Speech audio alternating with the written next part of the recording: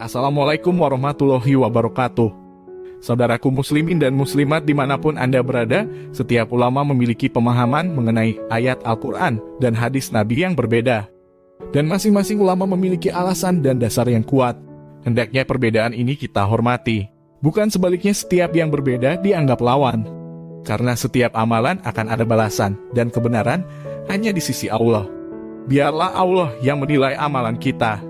Sesaat lagi akan Anda dengarkan ceramah tanya jawab Majelis Tafsir Al-Quran tentang pertanyaan kedudukan hadis mengirim pahala untuk orang yang sudah meninggal. Oke saudaraku semua, selamat mendengarkan. Ibuku meninggal dunia dengan mendadak. Saya rasa sekiranya ia sempat berbicara, tentu ia akan bersedekah. Apakah ia bisa memperoleh pahala jika saya yang bersedekah atas namanya? Beliau sallallahu alaihi wasallam menjawab, bisa. Hadis riwayat Bukhari dan Muslim. Hadis ini saya baca dari Riyadhus Shalihin jilid 2. Apakah hadis ini sahih? Lalu penjelasannya bagaimana, Ustaz? Kalau Bukhari Muslim umumnya sahih, umumnya. Bukhari Muslim ya sahih. Maka dalam hal ini karena hadisnya sahih, umat Islam memahami itu ada dua pendapat. Yang satu ya seperti dohir hadis tadi.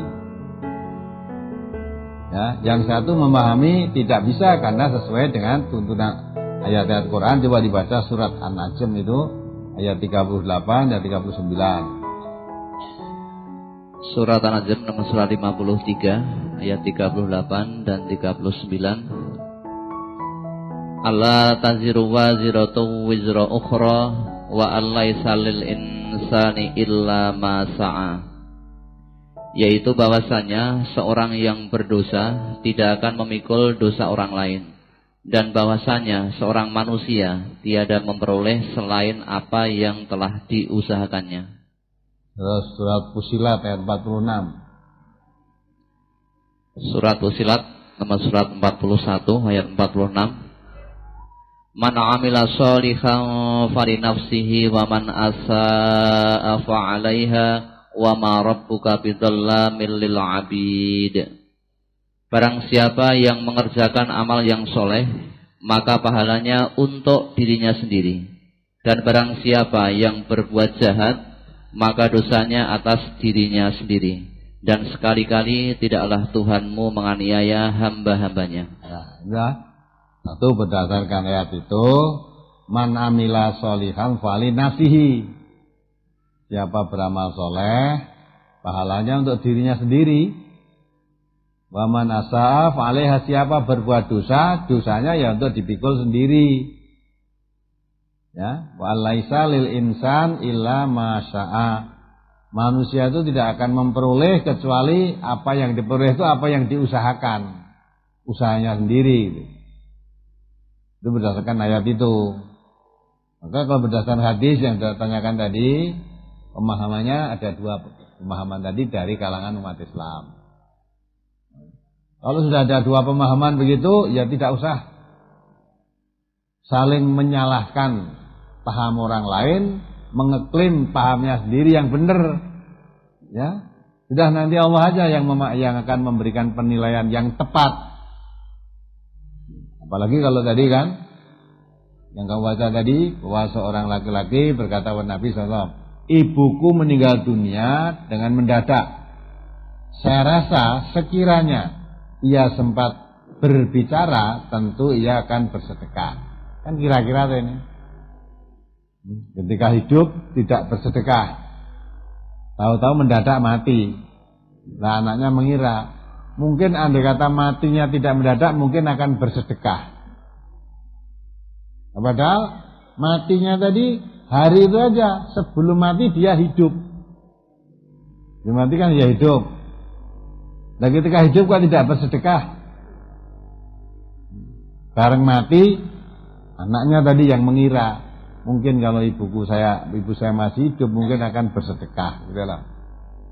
Mungkin iya, mungkin tidak, kan? Nah, terus itu ditanyakan kepada Nabi. Ya, ditanyakan Nabi. Yang demikian itu, apakah ia bisa memperoleh pahala jika saya yang bersedekah atas namanya? Ya. Anaknya tadi ngira dikata ibu saya tidak mendadak mati, mungkin akan bersedekah. Nah sekarang apa yang ibu saya sedekahkan, tapi untuk atas nama ibu itu apa dia dapat pahala? Dan Nabi jawabnya gimana tadi? Menjawab bisa, gitu kan jawabnya. Bisa. Ya.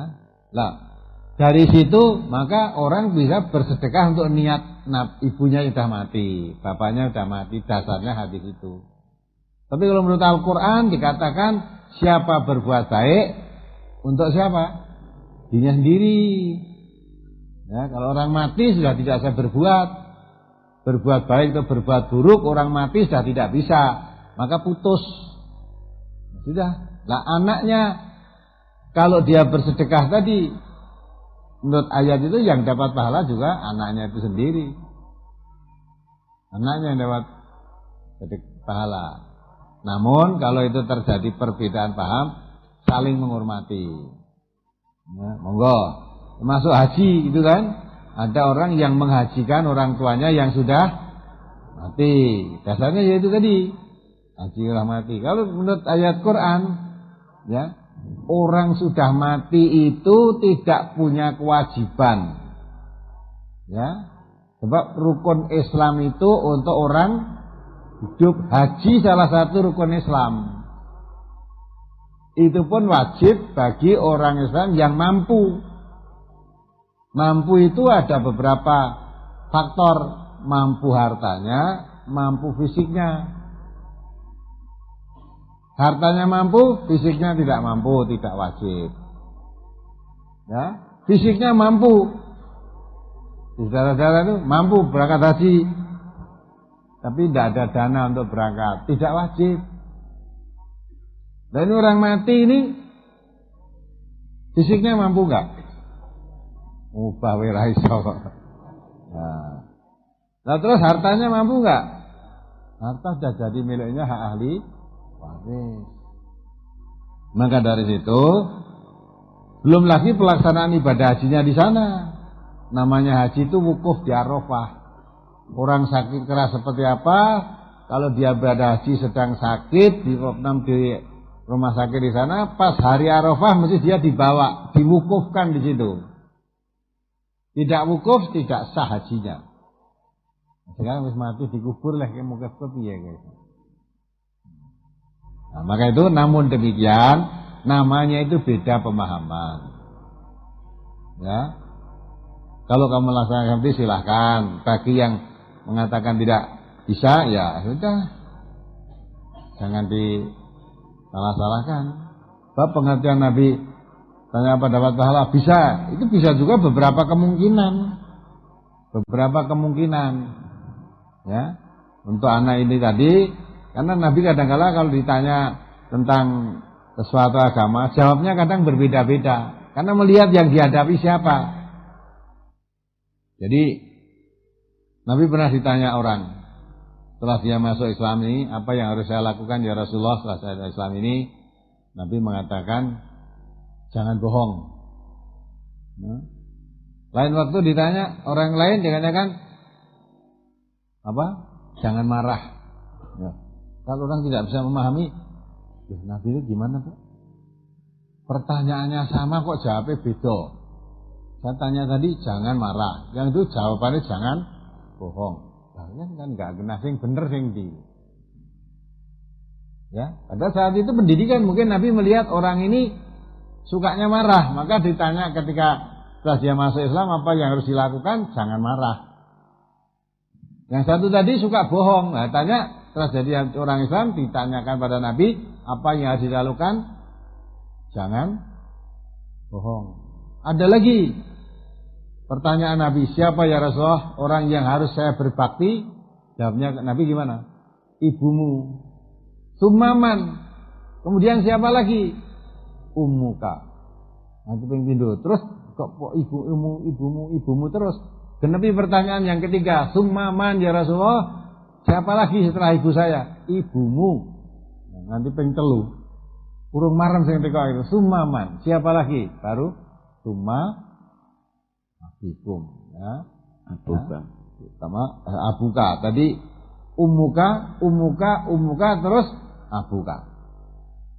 Nah ini ada yang mengartikan berarti taat kepada ibu itu 3 kali daripada taatnya kepada berbakti kepada ibu itu 3 kali daripada berbakti kepada bapak. Kalau pelaksananya seperti itu, Quran mengatakan wa'budullah wa la tusyriku bihi syai'an wa bil walidaini ihsana.